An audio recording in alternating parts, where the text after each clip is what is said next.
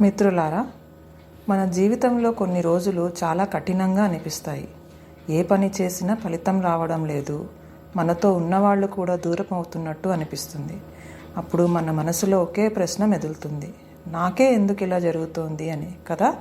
అలాంటి సమయంలో మనం మర్చిపోతున్న ఒక గొప్ప సత్యం, మన జీవితంలో వచ్చే ఈ గడ్డు కాలం ఓటమి కాదు, మార్పుకు ఒక దశ. పాండవులు కూడా ఇలాంటి పరిస్థితిని ఎదుర్కొన్నారు. రాజ్యాన్ని కోల్పోయి అరణ్యవాసం చేశారు. కానీ మనం గుర్తుంచుకోవాల్సింది ఏంటి అనంటే, అదే కాలం వాళ్ళను బలవంతులుగా, విజేతలుగా మార్చింది. ఇప్పుడు మనం కూడా అదే కోణంలో ఆలోచిద్దాం. మన కష్టాలు నిజంగా శాపమా, లేక భవిష్యత్తు విజయానికి సంసిద్ధతనా? ఈరోజు మనం ఆ విషయాన్ని కొంచెం లోతుగా తెలుసుకుందాం. పాండవులు మాయాజూతంలో ఓడి రాజ్యాన్ని కోల్పోయి అరణ్యవాసానికి వెళ్ళిన సంగతి తెలిసిందే. ఒకసారి శ్రీకృష్ణుడు వారిని కలవగా, ధర్మరాజు జూదంలో మమ్మల్ని ఎందుకు కాపాడలేదు అని అడిగాడు. కృష్ణుడు అప్పుడు, నేను సాల్వుడితో యుద్ధంలో ఉన్నాను, తెలిసి ఉంటే అలా జరగనిచ్చేవాడిని కాదు అని చెప్పాడు. ఇది కృష్ణమాయ. బయటకు చూస్తే పాండవులు కష్టాల్లో ఉన్నట్టు కనిపించినా లోపల వారికి శక్తి, జ్ఞానం, ఆయుధ సంపత్తి పెరిగేలా మార్గం సిద్ధమవుతోంది. ద్రౌపది అవమాన సమయంలో ద్రౌపది కృష్ణుడిని స్మరించగానే రక్షణ లభించింది. కానీ ధర్మరాజు అప్పుడు ఆలోచించలేకపోయాడు. ఇదే మాయ ప్రభావం. అరణ్యంలో పాండవులు తపస్సు చేసి గొప్ప శక్తులు సంపాదించారు. అర్జునుడు శివుని అనుగ్రహంతో పాశుపతాస్త్రం పొందాడు. ఇంద్రలోకానికి వెళ్ళి మరిన్ని విద్యలు నేర్చుకున్నాడు. ఊర్వశీ శాపం కూడా అజ్ఞాతవాసంలో వరంగా మారింది. ఇక కౌరవులు మాత్రం అహంకారంతో భోగాల్లో మునిగిపోయి శక్తిని కోల్పోయారు. చివరికి ఈ అరణ్యవాసమే పాండవులను బలవంతులుగా మార్చి కురుక్షేత్రంలో విజయానికి సిద్ధం చేసింది. ఇప్పుడు అసలు విషయంలోకి వద్దాం. ప్రతి మనిషి జీవితంలో గడ్డు కాలం ఉంటుంది.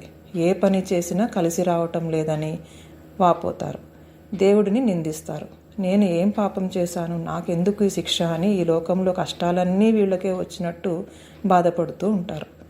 ఆ సమయంలో మునుపటి పనులు గుర్తుకు రావు.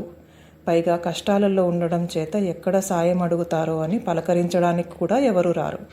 అప్పుడు మనం చేసే ఆలోచన ఎలా ఉంటుందంటే, నాకు ఎవరూ లేరు, నా బ్రతుకు ఇంతే, ఇంకేమీ సాధించలేను, మరణమే శరణ్యం అనే ఆలోచనల్లోకి వెళ్ళిపోతారు. ఇది ప్రతి మనిషి జీవితంలో ఏదో ఒక సమయంలో వస్తూనే ఉంటుంది, ముఖ్యంగా నేటి యువతలో. దీన్నే మనం అరణ్యవాసం అనుకోవాలి. ఆ సమయంలో ఎవరూ లేరని బాధపడకుండా, ఎవరూ లేకపోతేనే తపస్సు చేయడానికి మంచి అవకాశం అని భావించాలి. ఎందుకంటే ఇంతకుముందు అన్నీ ఉన్నాయి, అందరూ ఉన్నారు. ఇప్పుడు ఆ ఆలోచన లేదు. ఇప్పుడు కష్టంలో ఉన్నారు. ఇప్పుడు ఎవరూ రారు అని నిందవేసి ఏడుస్తూ కూర్చుంటే సాధించేదేంటి? ఒకవేళ వస్తే సాధన చేస్తారా? చెయ్యరు. ఒక్కటి ఆలోచించండి. పాండవులు అరణ్యవాసం చేయకపోతే కురుక్షేత్రం జరిగేది కాదు. ఎల్లప్పుడూ రాజ్యం కోసం ఎత్తులు పై ఎత్తులు వేస్తూ యజ్ఞాలు, యాగాలు అంటూ వీటితోనే కాలం గడిచేది. దుష్ట శిక్షణ జరిగేది కాదు. మహాభారతం మనకి దొరికేది కాదు. వాళ్ళు కూడా చరిత్రలో కలిసిపోయేవారే. అలాగే మనం కూడా కష్టం అనే గడ్డు కాలాన్ని గ్రంథపఠనం అనే తపస్సు చేసి జ్ఞానాన్ని పెంచుకోవాలి. ఏదైనా విద్యలను అభ్యసించాలి. సరైన గురువు కోసం అన్వేషించాలి. అప్పుడు తెలుస్తుంది జీవితం ఎలా సరిదిద్దుకోవాలో. కష్టం వచ్చినప్పుడు ఎలా నిలబడాలో కూడా అప్పుడే తెలుస్తుంది. ఒక రకంగా చెప్పాలంటే, సుఖపడుతున్నాం అంటే పుణ్యం కరిగిపోతున్నట్టు, కష్టపడుతున్నాం అంటే పాపం కరిగిపోతున్నట్టు. ఇప్పుడు ఆలోచించండి, సుఖాల్లో ఉన్నప్పుడు కూడా కష్టపడుతూ పుణ్యాన్ని డిపాజిట్ చేసుకుంటారా? కష్టాల్లో కూడా సుఖాల కోసం వెంపర్లాడుతూ కష్టాలు కొని తెచ్చుకుంటారా? సుఖపడుతున్నప్పుడు దాన ధర్మాలు చేయాలి, యజ్ఞ యాగాదులు చేయాలి. అప్పుడు కష్టాలు మీ దగ్గరికి రావు. సరికదా? ప్రమాదం అనుకున్న వారు కూడా మీ చుట్టూ ఉన్న అనతి కాలంలోనే దూరం వెళ్ళిపోతారు. ఆధ్యాత్మిక మార్గం వైపు మీరు ఒక్క అడుగు వేశారు కనుక ఆ దైవం ఎప్పుడూ మీ పక్కనే ఉంటాడు. భగవంతుడు మీ పక్కనే ఉన్నట్లు మీకు ఖచ్చితంగా తెలుస్తుంది.